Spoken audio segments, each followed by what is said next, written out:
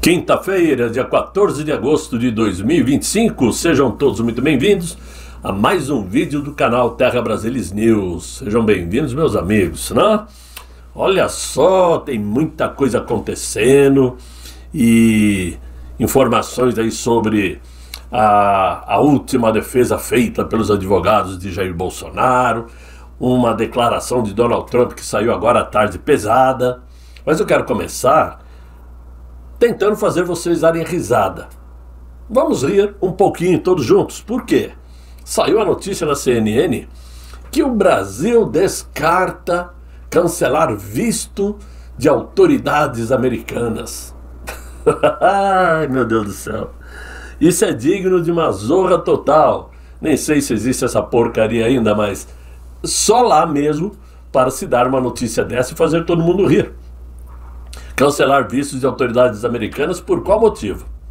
Eles, por acaso, sancionaram algum jornalista brasileiro? Proibiram algum jornalista de fazer declarações? Cometeram algum crime contra os direitos humanos? Sem chance, meus amigos.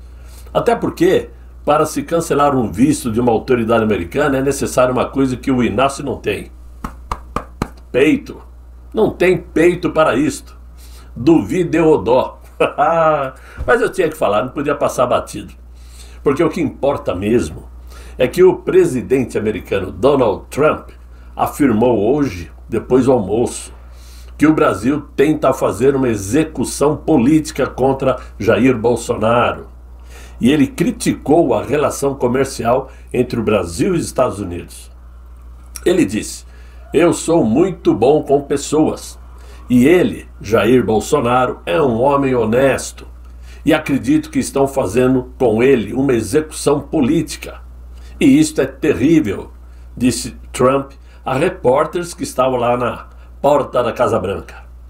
Quando questionaram Donald Trump a respeito da aproximação entre Brasil com a China, e se essa aproximação preocupava os Estados Unidos, Donald Trump foi firme. Não estou preocupado nem um pouquinho. Podem se aproximar. Eles podem fazer o que quiserem. Aliás, eles não estão indo muito bem. O que nós estamos fazendo em termos de economia é impressionar todo o mundo, incluindo a China, argumentou Trump. Mas ele foi mais enfático e alegou que o Brasil tem sido um péssimo parceiro comercial para os Estados Unidos. Eles nos tratam muito mal como parceiros comerciais e por muitos anos. E hoje é um dos piores países do mundo por isto. O Brasil cobra tarifas altíssimas e dificultam muito fazer qualquer coisa, qualquer negócio, adicionou em outro ponto da entrevista coletiva. Muito bem, aí ficaram claras duas posições de Donald Trump. A primeira é que ele está fazendo e andando, se é que vocês me entendem, né? Fazendo e andando para a China e para esta relação Brasil e China. Até porque ele sabe muito bem que o Brasil pouca coisa vai conseguir com a China, já que a China, para manter-se livre de taxações pesadas, aceitou, esse é o termo, comprar a soja americana. E por esse motivo, a China não vai ter condições de comprar o excedente da soja brasileira, que originalmente deveria ir para os Estados Unidos, mas por conta das tarifas não vai mais. Então esse é um ponto. E o segundo ponto é que Donald Trump sabe muito bem qual está sendo o papel do Inácio no governo brasileiro, qual o rumo que o Brasil está tomando. Então ele mandou um recado claro: é um dos piores países para fazer negócio. O que o Brasil está fazendo é terrível. Deixando claro que em momento algum Donald Trump vai mudar de ideia e facilitar a vida do Inácio. É o Inácio que vai ter que pegar o telefone, ligar e tentar acertar os pontos, aparar as arestas e principalmente parar de falar bobagens. Simples assim. Não existe outro motivo para que as relações voltem a caminhar a passos de paz se não houver essa aproximação e o fechar de boca da diplomacia brasileira. Mas parece até que as coisas estão assim, mesmo que acanhadas, mas mudando um pouco de jeito, principalmente por parte da imprensa, que já admitem que não tem como combater Donald Trump. Já admitem que não imaginavam o nível de influência que Eduardo Bolsonaro poderia ter com Donald Trump. E admitem principalmente que o Inácio não está tendo condições de negociar porque não quer negociar. E por conta disso o Brasil vai sim quebrar se continuar nessa toada. É assim na CNN Brasil, do William Vac, a turminha dele. É assim na Globo News, a turminha da Sadi e da Natuza. As que sobraram por enquanto, né? Porque eles sabem o que está acontecendo. Mas por isso mesmo é que essa imprensa também criou coragem para falar ao menos uma verdade. Uma matéria que saiu hoje no Metrópolis, né? Dizendo que o imóvel da família Luiz Barroso, lá em Miami, foi comprada à vista e sem hipoteca. Isto em 2013.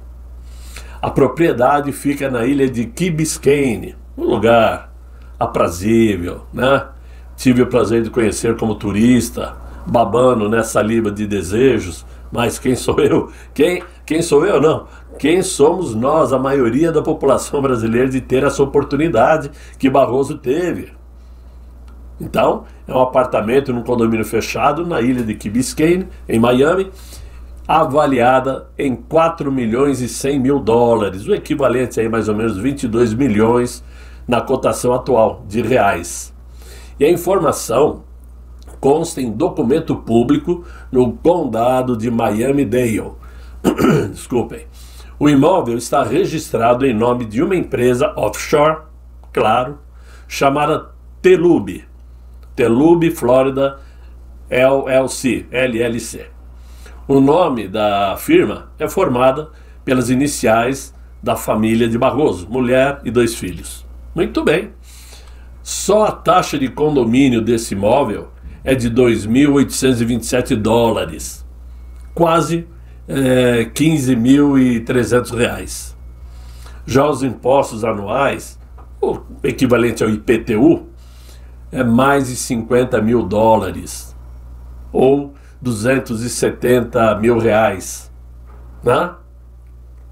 O aluguel de um apartamento nesse condomínio com a mesma metragem, que é de 190 metros quadrados, está sendo anunciado por 20 mil dólares mensais nesse condomínio. Esse apartamento, como todo mundo sabe, estava sendo usado aí pelo filho do Raposo, do Barroso, Raposo, coitado do Raposo, do Barroso, né? E chamado de banqueiro, não sei porquê. Dizem que ele é diretor no Pactual BTG, com 30 anos de idade. Será se é possível, né? E de nome Bernardo Van Brussel Barroso. Muito bem. Agora, já estão falando que ele está mesmo no Brasil. Muito embora ainda a afirmação lá do Alan dos Santos é que ele está em Miami. Então não sabemos aí quem é que está mentindo para quem. Agora, o engraçado é que o problema mesmo não é esse imóvel do Barroso, que hoje é ministro e antes atuava em seu escritório de advocacia. O problema é o Flávio Bolsonaro, quando comprou a sua casa lá em Brasília por 6 milhões de reais. E que deu na época o seu imóvel como entrada e financiou o resto. Barroso não. Barroso pagou 22 milhões de reais na bucha, sem hipoteca. Mas aí não fazem comparação, né? Porque afinal de contas não vão correr o risco aí de manchar a imagem errada, né? Agora, deixando esses fuxicos para lá, fuxico tipo revista, sei lá, essas revistas que tinham antigamente de fofoca, vamos falar da defesa do nosso presidente Jair Messias Bolsonaro, que ontem seus advogados fizeram apresentaram as alegações finais de defesa do nosso presidente. Isso aconteceu, obviamente, lá no Supremo Tribunal. Esta é a última manifestação dos réus antes do julgamento final, que irá definir a prisão ou absolvição de Jair Bolsonaro e os outros réus do Núcleo 1 naquele suposto golpe de Estado. Bom, o que sabemos até agora é que por vontade própria, tudo indica que aquele ministro vai condenar e mandar à prisão o nosso presidente. É isso que se aparenta. Mas esta mesma imprensa, que já está incomodada com tudo que está acontecendo, vem noticiando quase que diariamente que existe um trabalho nos bastidores para impedir esta prisão. Essa é uma matéria que saiu hoje também no Metrópolis, também, né? Por quê? Conversas entre os ministros dão aí ideias ou possibilidades do que pode ser feito para arrefecer o clima, para apaziguar a situação, que obviamente só vai levar o Brasil para o buraco. Então uns já dizem que ele pode ser condenado, mas cumprir uma prisão domiciliar por causa da idade e da saúde. Outros dizem que o Fux, por exemplo, pode pedir vista e amarrar esse julgamento até o ano que vem, e até lá sabe-se lá o que pode acontecer, né? Outros dizem que já tem preparado num quartel um aposento para o Jair Bolsonaro, ou seja, está surgindo muitos assuntos. E eu acredito que realmente está havendo-se uma conversa nos bastidores, porque tudo que nós sabemos que o governo americano está fazendo com relação ao Brasil, por conta também desse julgamento de Jair Bolsonaro, a grande maioria das informações nós não sabemos. O que nós sabemos é o que os Estados Unidos deixam a imprensa publicar, ou nos deixam saber, porque obviamente tem muita coisa por vir. Essas sanções que saíram ontem contra integrantes do governo, do Ministério da Saúde, do atual governo, por conta dos mais médicos, que surgiu lá no governo da da presidenta, né? Mostra o quê? Que os Estados Unidos estão vasculhando assuntos antigos, inclusive. Não é somente assuntos atuais. Eles estão vasculhando coisas antigas e vem vindo até os dias de hoje. Então tem muita coisa para acontecer. Vai surgir muitas denúncias, possivelmente mais sanções ligadas a pessoas mais próximas ao Inácio e também ao judiciário. Ou seja, tudo isso está fazendo com que a Suprema Corte esteja aí trabalhando nos bastidores para tentar impedir aí uma condenação e prisão abrupta de Jair Bolsonaro, para não tornar a situação mais difícil, principalmente para aquele ministro que está contando ali os dias para ouvir a notícia de que a sua esposa também tomou a Lei Magnitsky. Então, isso vem acontecendo. Mas voltando a falar da defesa que os advogados de Bolsonaro fizeram ontem, no texto, os advogados sustentam que não existe qualquer evidência de que Bolsonaro tenha promovido um golpe de Estado ou buscado reverter o resultado dos pleitos de 2022. Isso nós já sabemos, claro, mas era necessário, com palavras adequadas ao judiciário, um advogado colocar em alto e bom som. Em meio ao clima sufocante de polarização política e perseguições jurídicas, o caso contra o nosso presidente Jair Bolsonaro tornou-se símbolo de um Brasil onde a justiça parece se confundir com a política. Hoje, diante do Supremo Tribunal, o destino de um homem que já ocupou o cargo mais alto da República está prestes a ser decidido. Mas a pergunta que fica e que não quer calar é a seguinte: existe realmente crime para isso? Claro que não.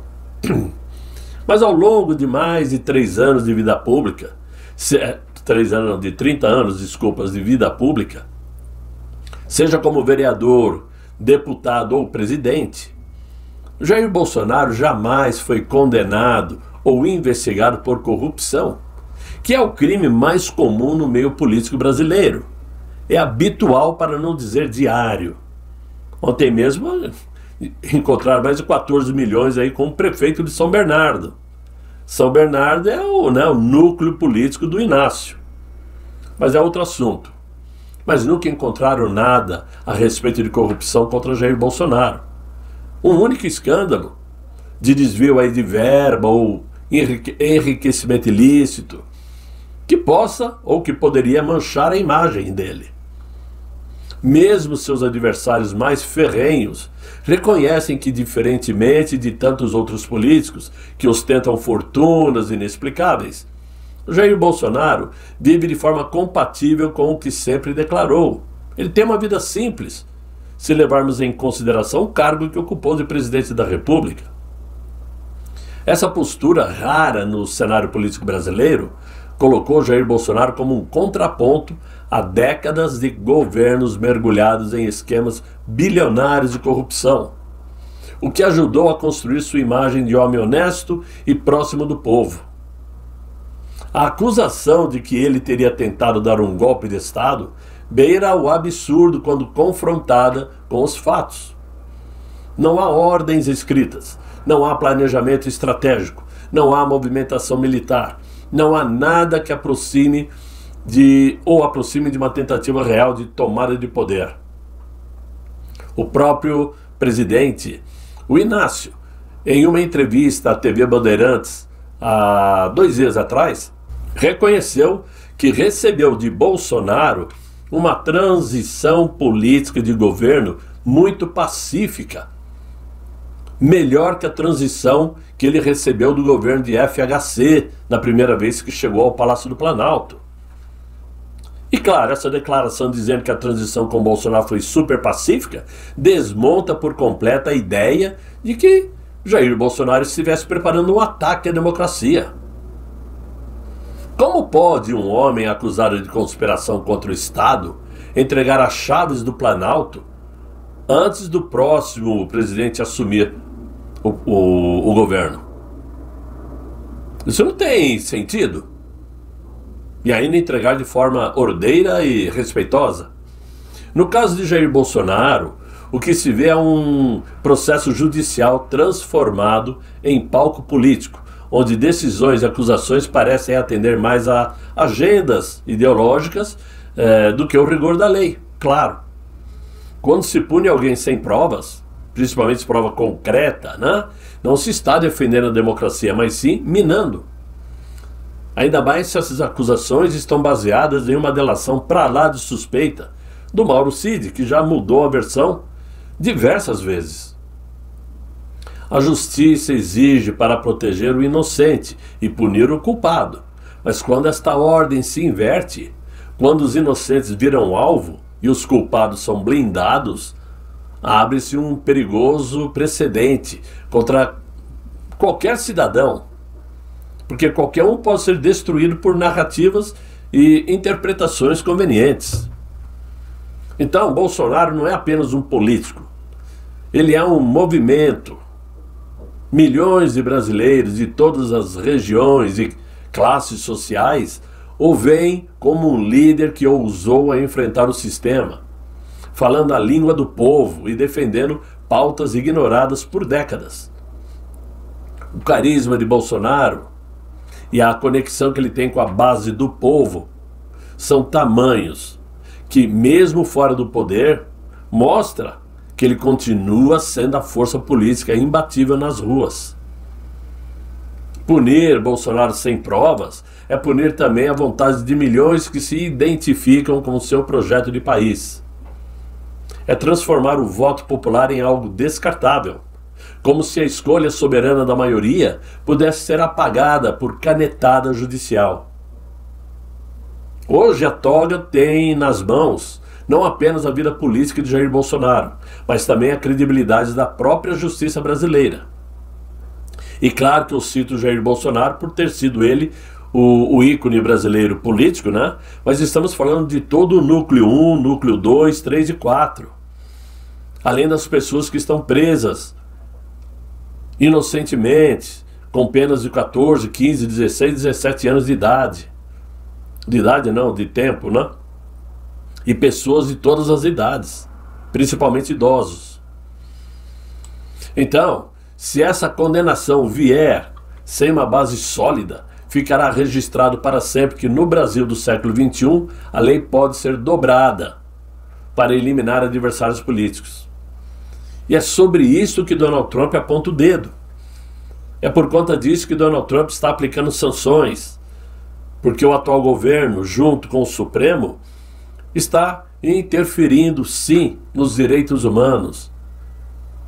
Está caçando, proibindo, censurando o direito das pessoas de se manifestarem, de irem e vir e de serem livres. Então, a maior injustiça não é contra Jair Bolsonaro somente, como um indivíduo, mas contra todo um povo que acredita que a lei é igual para todos. Punir um inocente é o crime mais grave que um Estado pode cometer. E se esse inocente é o presidente mais amado por milhões, a ferida aberta será profunda e talvez nunca se cure. Agora, é complicado não tratarmos desses assuntos diariamente, até porque eu sei que estamos todos nós cansados de diariamente falar a mesma coisa, né? Mas é impossível ignorarmos a partir do momento que sabemos que o resultado de tudo isso que está acontecendo vai causar um estrago em nossas vidas. Assim como outras coisas já causam estragos. E hoje saiu uma matéria também que me chamou a atenção, eu quero comentar com vocês, já saiu um pouco do julgamento de Jair Bolsonaro, da vida de Donald Trump, enfim. Mas saiu uma notícia de que uma empresa de nome Laguna Serviços e Tecnologia Limitada e outra empresa de nome Enseada Serviços e Tecnologia Limitada são donas da marca Bet, né? Essas empresas de apostas são donas de uma marca, Bet, e receberam autorização do governo para atuarem no Brasil, autorização do Ministério da Fazenda, para explorar apostas de cota fixa no Brasil. As decisões foram publicadas hoje no Diário Oficial. Essas marcas administradas pelas empresas são a Nossa Bet, da Laguna, da empresa Laguna, e a Kibet, da Enseada. Eu nem deveria estar citando o nome dessas empresas até para não estimular ninguém. Agora, por que eu estou entrando nesse assunto? O Brasil está entregue a máquinas das bets, que é um jogo de perde e perde para o povo. Enquanto milhões de brasileiros enfrentam desemprego, salários achatados e um custo de vida sufocante, o governo parece ter encontrado um negócio da China para movimentar bilhões em impostos, mas não para o povo. Essa exploração, ou melhor dizendo, essa explosão das casas de apostas acabaram por danificar a vida de milhares de pessoas. As famigeradas bets é um estrago para a sociedade. Em cada esquina digital existe um banner colorido prometendo riqueza instantânea, mas que na verdade é o que a gente chama do Eldorado virtual, né? Que está deixando um rastro de endividamento, vício e destruição social. A porta aberta para o jogo oficializado está escancarada. Nos últimos anos, o Brasil testemunhou uma avalanche de licenças e autorizações para empresas de apostas online. Muitas delas com sede fora do país, em offshores, nos paraísos fiscais, né? Operando por meio de brechas legais ou amparadas por regulamentações sob medida, em nome de uma suposta arrecadação de impostos. E o governo abre então as portas para conglomerados milionários que não produzem nada, não geram emprego, não ajuda em nada a sociedade brasileira, a não ser causar estrago patrimonial. O vício acaba com a vida de muitas pessoas. O brasileiro está desesperado por uma vida melhor, então ele se joga no sonho, na possibilidade de acertar uma aposta. A fórmula é simples e cruel. Propaganda agressiva, como sempre existiu com os cigarros, hoje nem tanto, mas com os cigarros principalmente, era demasiadamente frequente os anúncios de cigarros, com automóveis, com gente no topo da vida. Então a propaganda é agressiva, mas a facilidade ao acesso e, claro, a promessa de dinheiro fácil, rápido. E o público-alvo quem é? Os trabalhadores endividados, jovens desempregados e famílias que veem no jogo a última saída para pagar as contas, né? Que já não conseguem mais pagar. Então a narrativa das bets é cuidadosamente construída para transformar azar em oportunidade, vendendo um estilo de vida inalcançável para a maioria. Esse, meus amigos, é uma espécie de pandemia, a pandemia do vício.